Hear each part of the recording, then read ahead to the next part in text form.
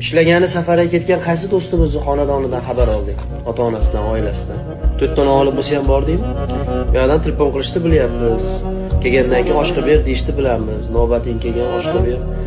Eriga endi sen ham bir ziyofat qilib ber deyishni bilamiz kelgandan keyin. Foydasi esa orqasidan yurishni bilamiz. Do'stim deymiz, qiyomatligim deymiz. Qancha gaplarni gapiraveramiz. Lekin mana 1 oy bo'ldimi, 1 yil bo'ldimi, qaysi birini xonadonidan xabar oldik?